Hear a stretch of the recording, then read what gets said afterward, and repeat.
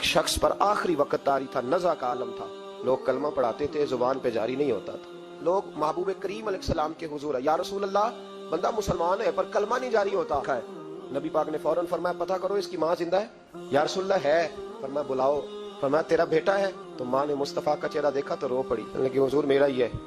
فرمایا تو ناراض ہے؟ اماں کہنے لگی حضور بڑی ناراض ہوں، اس نے بڑے ظلم کیے، بڑی زیادتیاں کی میرے ساتھ. فرمانے لگے چل معاف کر دے، تو معاف کرے گی تو روح نکلے گی، تو معاف کرے گی تو کلمہ طیبہ جاری. کہنے لگی حضور میں کبھی معاف نہیں کرتی. دنیا میں کسی کو آگ کا عذاب دینا حضور نے جائز نہیں رکھا، اسلامی سزاؤں میں اس سے اکثر جگہ پہ منع فرمایا، لیکن یہاں میرے محبوب نے فرمایا لکڑیاں لاؤ. کیا کرنا ہے؟ فرمایا جس کی ماں ہی ناراض ہے میں اسے زندہ جلا دوں گا. تو بول پڑی، کہنے لگی نہ حضور اسے جلایا نہ جائے. 3 دفعہ بولی، کہنے لگی میں نے معاف کیا. محبوب فرمانے لگے اب پڑھاؤ کلمہ. آؤ جب کلمہ پڑھایا تو زبان پہ کلمہ جاری ہو، اس کا مطلب ہے کلمہ بھی اسی کی زبان پہ جاری ہوگا جو ماں باپ کا فرما بردار ہو. میرے عزیز جناب عیسیٰ علیہ الصلوۃ والسلام کا ایک فرمان رستے کھولتا ہے. آپ فرمایا کرتے تھے دنیا کی دولت کو اپنا آقا نہ بنانا ورنہ یہ تمہیں گمراہ کر کے غلام بنا لے گی. اسے کبھی بھی اپنا آقا، کچھ لوگوں کا دین ایمان سب کچھ معاذ اللہ دولت بن گئی، سب کچھ. حضرت عمر فاروق رضی اللہ تعالیٰ عنہ حج کے بعد بیٹھے تھے، مسجد الحرام سے باہر نکل کے مینا کے قریب ڈیرا لگایا کرتے تھے. پوچھتے تھے بتاؤ کسی کو شکایت تو نہیں؟ ایک آدمی کھڑا ہو گیا، میرے گورنر نے مجھے دروں سے مارا. عمر نے فرمایا بلاؤ نا گورنر کو. گورنر صاحب آؤ بھائی. گورنر صاحب حاضر ہوئے تو حضرت عمر کہنے لگے اس غریب کو مارا ہے؟ مجمع لگا ہے، گورنر بھی بیٹھے، سارے اس کو مارا ہے؟ اس نے کہا جی ہاں فلاں بات. فرمایا بات نہیں میں کہہ رہا، تمہیں کہا تھا تم نے مارنا نہیں، قاضی کے پاس لے جاؤ، عدالت میں مقدمہ کرو، سزا ہوگی تو پتہ چلے تم نے کیوں مارا. اس نے گردن جھکائی تو بہت سارے گورنر سمجھنے لگے کہ حضرت عمر کہیں گے چل معاف کر دے.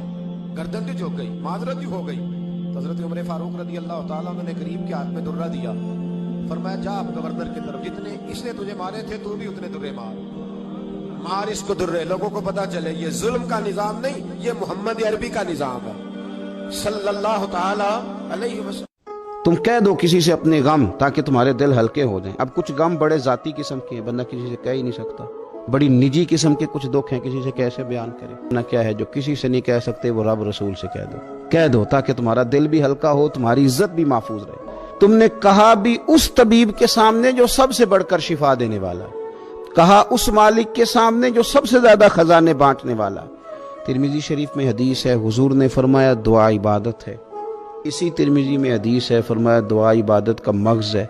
اور اسی ترمذی میں حدیث ہے، نبی پاک علیہ السلام نے فرمایا یاد رکھو اللہ کے نزدیک دعا سے زیادہ عزت والی چیز کوئی نہیں، اس سے بڑی اکرام والی چیز ہی کوئی نہیں اللہ کے حضور. تم اپنے رب سے جب مانگتے ہو تو بڑے معزز ہوتے ہو. دنیا داروں کے سامنے ہاتھ پھیلاؤ گے، دکھ سناؤ گے تو عزت میں کمی آئے، لیکن جب تم اللہ سے مانگتے ہو، مالک کے حضور کشکول طلب دراز کرتے ہو تو اس سے بڑی عزت والی چیز. حضور نے ہمیں اللہ کو منانے کے طریقے بھی بتلائے. فرمایا جب ماں باپ دعا مانگیں گے اولاد کے حق میں تو وہ مان جائے گا. حضور علیہ السلام نے فرمایا جب مسافر دعا مانگے گا تو اللہ مان جائے گا. فرمایا میرے رسول کریم نے کہ جب بیمار دعا مانگے گا تو اللہ مان جائے گا.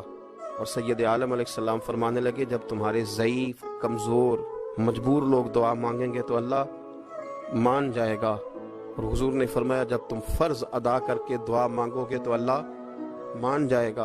اور میرے محبوب نے فرمایا جب پچھلی رات اٹھ کے تم اس کے حضور عرض کرو گے تو وہ تمہاری دعاؤں کو قبول کر لے گا، وہ تو مان جائے گا. اور حضور نے ہمیں دن بتائے، فرمایا جمعے والے دن مانگنا مان جائے گا، شب قدر کو مانگ لینا مان جائے گا، شب برات میں دعائیں کرنا وہ مان جائے گا، رمضان کی راتوں میں مانگنا مان جائے گا، قرآن پاک کے ختم کے موقع پر دعا کرنا مان جائے گا. طریقے بتلائے.